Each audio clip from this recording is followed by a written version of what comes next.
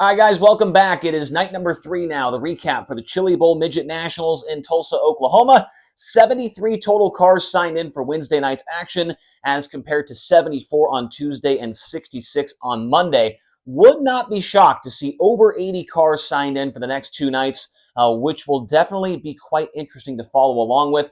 And is it just me, or did last night kind of feel like the most, or the least amount of storylines, the least amount of crazy stuff going on throughout the night as compared to Tuesday and Monday?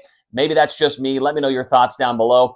But in heat race number 1, Corey Day started out the night with the heat race win. He started outside the front rail, got the win. Same thing for Cale Drake in heat race number 2. He started second and got the win.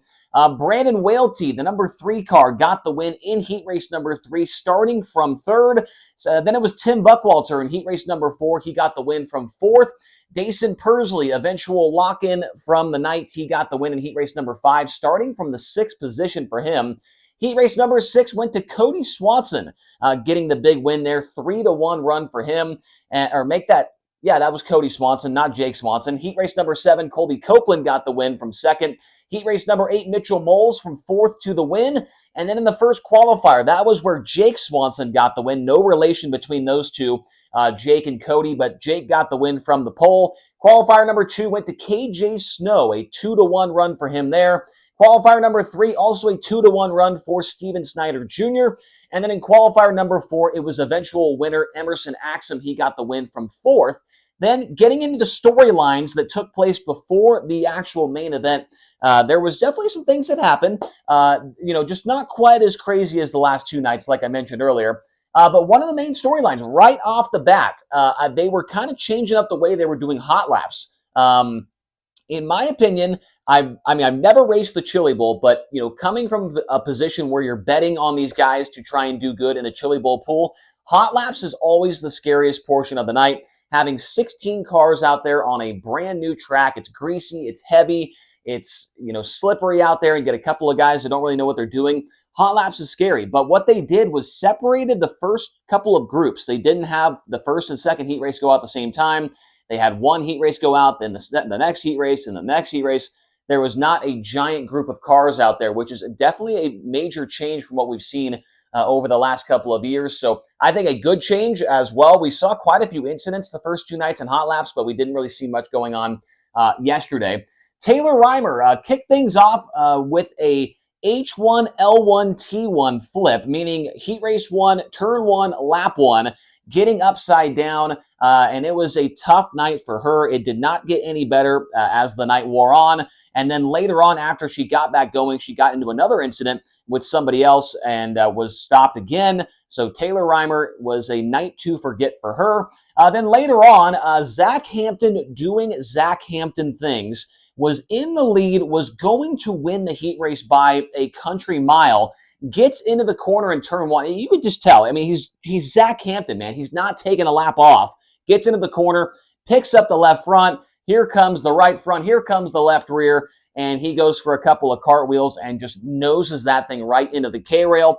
Zach Hampton, you know what you're going to get from him on the racetrack. He is, in my opinion, one of the most exciting drivers to watch on the racetrack because he is just out of control, and I love every minute of it. Unfortunately, he was upside down and did not continue on. Sammy Swindell in his heat race, it was the same heat race as Hampton. He went 6th to 2nd, and he looked the best he's looked in 5 years, all night long. Looked very, very good, and that heat race was the good start to the night for him, going +4. And he would go forward in his qualifier too.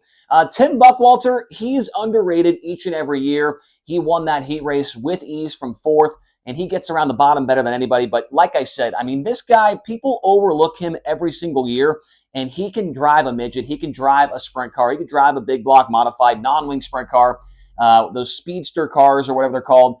Tim Buckwalter is a very, very good race car driver, and he showed it here tonight once again. Then in his heat race, Jake Newman goes for a high flyer on the back straightaway.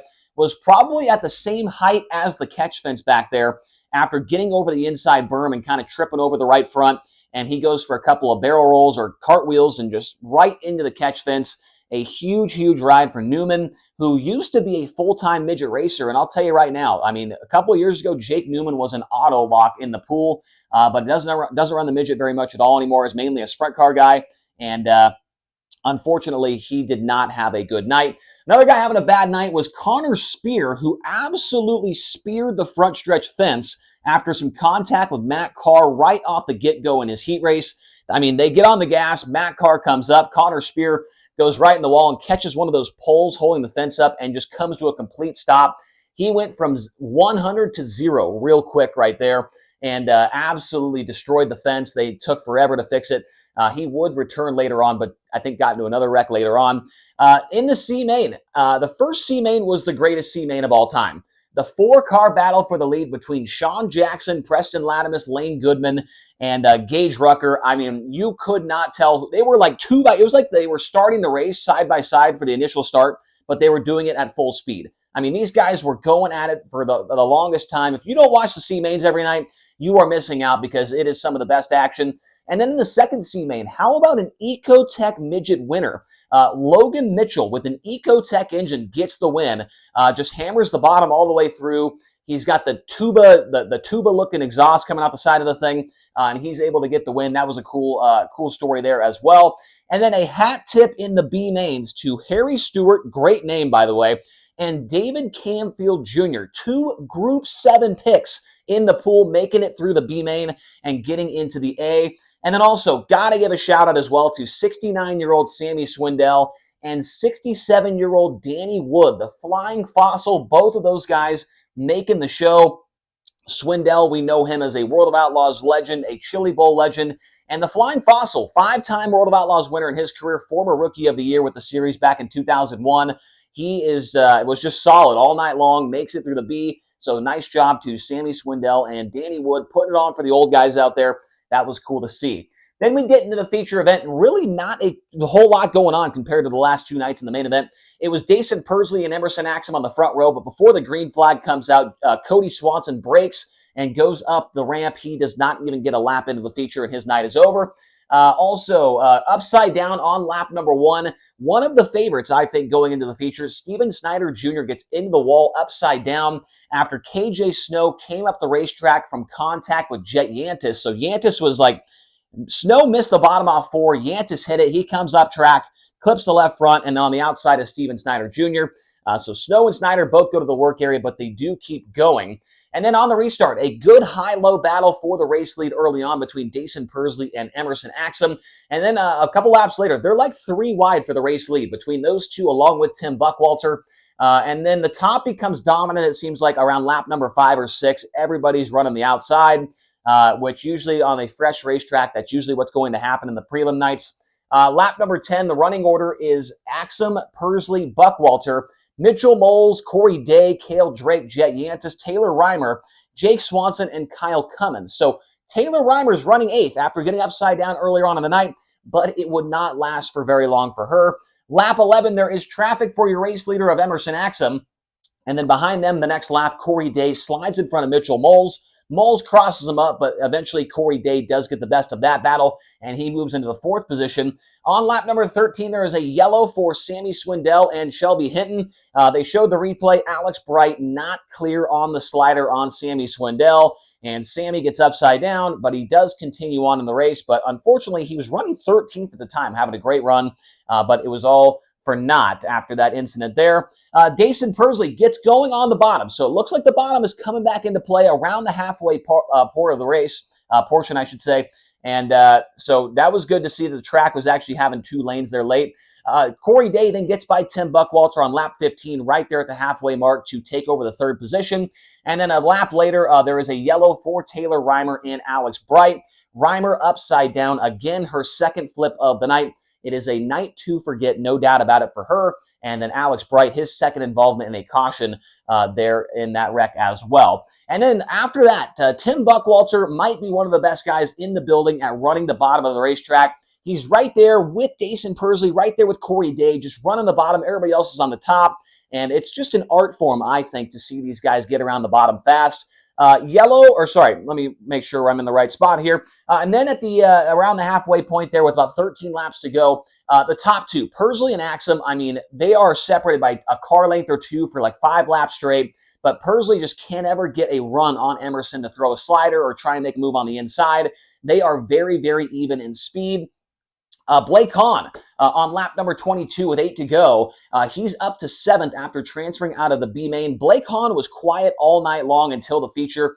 Had to come through the B, but then he always turns it on when the track starts to slick off a little bit. A lap later, he gets up to 6th on lap number 23. So Blake Hahn is absolutely making his way through the field. And then late in the race, Corey Day begins to close in on Dason Pursley and Emerson Axsom. And Day's kind of running the top 1 and 2, bottom 3 and 4.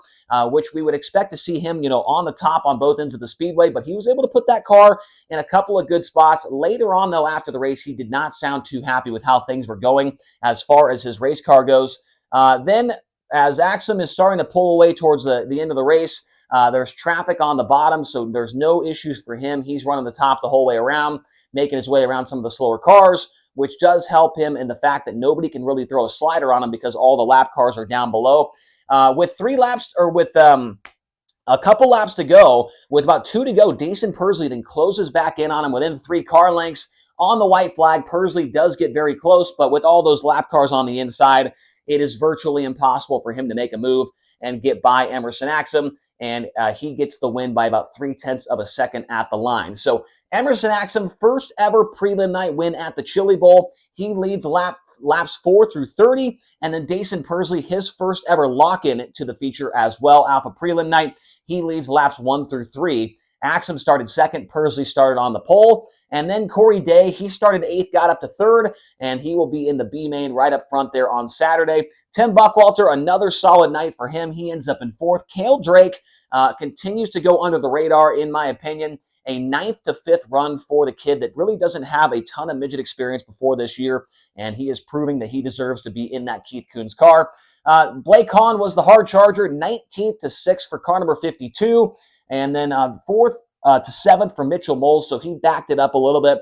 I would like to see Mitchell Moles run one of the Matt Wood racing cars. I feel like he was better in the Matt Wood cars than he is in the Reinbold car, but still a solid top 10 for him.